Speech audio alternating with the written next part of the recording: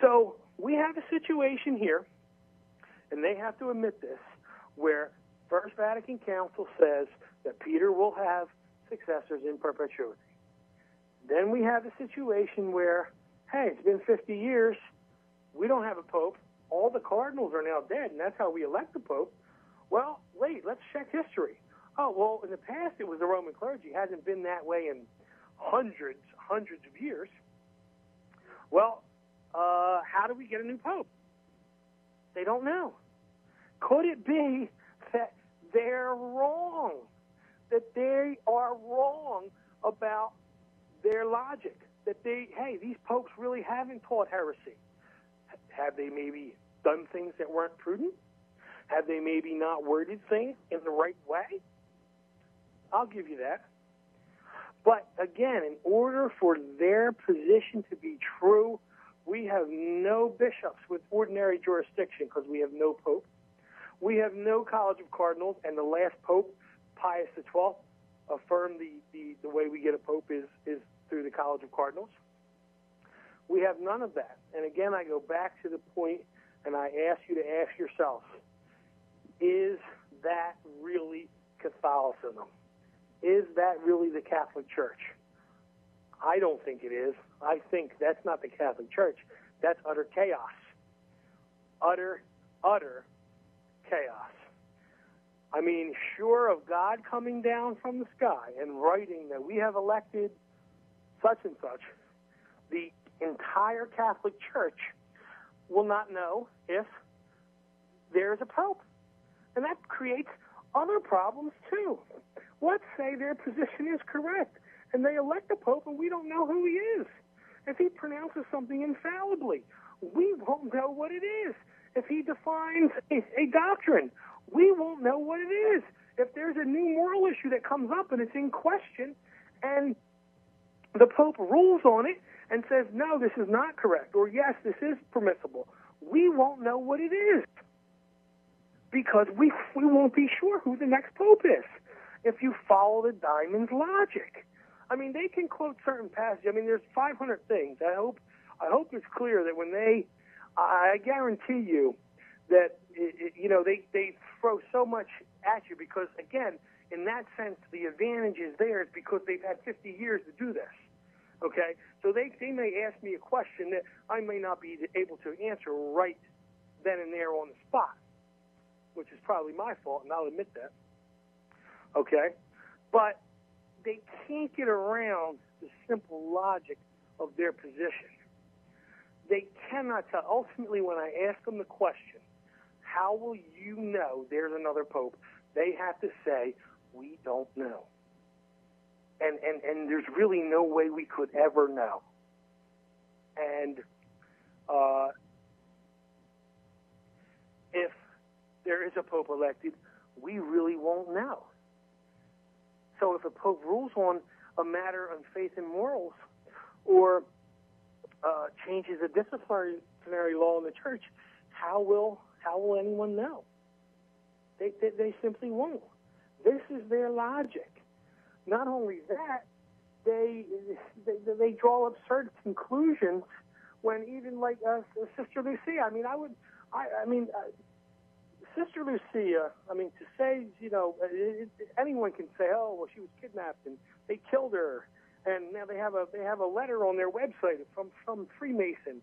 That it's crazy. I guess they kind of have to do that because Sister Lucia accepted the Novus Ordo, accepted John Paul II, John Paul I, Paul VI. So why didn't the Blessed Mother say to her, hey, they're going to change the mass. They're going to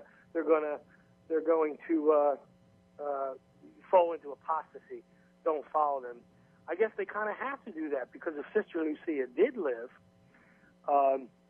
we know that since the Blessed Mother communicated with her, we know that the post-conciliar church was the one true church.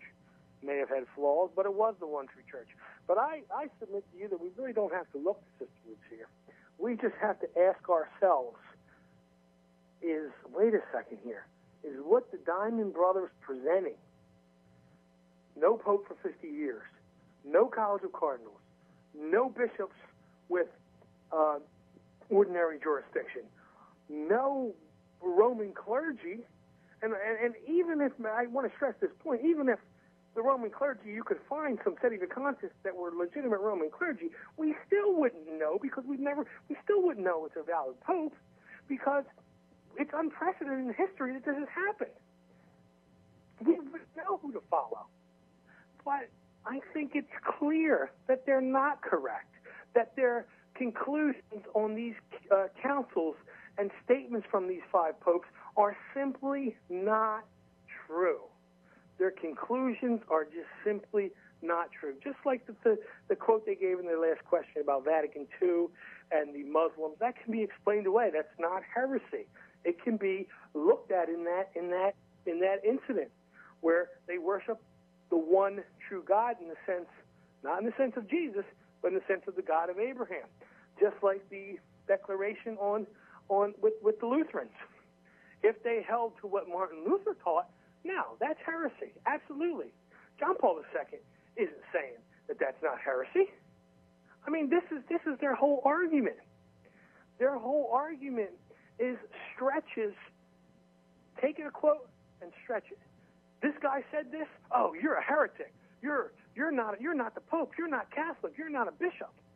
I mean, think about that. Okay, time's expired, and now the 10-minute rebuttal from Brother Michael and Brother Peter Diamond. He just said John Paul II, referring to the Lutheran heresies, is not saying that's not heresy. Well, that's exactly what Benedict XVI says. In his book, The Meaning of Christian Brotherhood, he says the conclusion is inescapable. Protestantism is something different from heresy. That's what he says. Okay, it's not heresy. He says that Lumen Gentium 16, the Muslims worshiping the one true God, the heresy that we just proved, and he admitted was heresy in the question by admitting that the Satanist doesn't worship the one true God, together with Catholics. He said they're not worshiping the one true God in the sense of Jesus. Well, the very passage says they worship the one true God together with Catholics, mankind's judge, on the last day. That's Jesus Christ. Okay, so they're saying, Vatican II, that the Muslims and the Catholics together worship mankind's judge on the last day. That means that Jesus Christ couldn't be mankind's judge on the last day because the Muslims don't worship Jesus Christ. So he just proved our point. As far as his attempt to say it's not heresy, I mean, it's obvious to anyone who's looking at it honestly. We've proven it from the very words of his authorities. Okay, and it reminds me of a previous conversation we had where we quoted the heresy of John Paul II. These saints come from all the churches and ecclesial communities. Direct contradiction of Pope Eugene IV. And he said, well, that's not heresy, that's not heresy. Okay, before he knew the full context of the passage, which was that John Paul II goes on to say that these churches gave them entrance into salvation.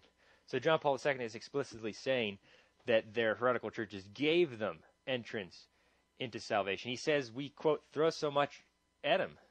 Well, there's quite a bit of heresy to go through.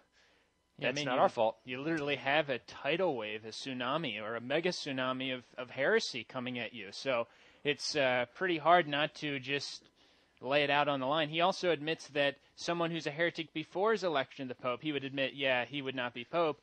And then he says, but I'm not sure if after he's Pope, if he became a heretic, he would cease to be Pope. But then in the case of John Kerry, he's a clear heretic. The Bishop of Jerusalem, he would lose his office because I think he's a clear heretic. John Kerry. Picking and choosing. And then we pointed out it's in divine law that a heretic cannot be in the church. That's something you got to realize, Mr. Goley. The heretic is not a member of the church. Therefore, if a true pope became a manifest heretic, he would place himself outside of it infallibly.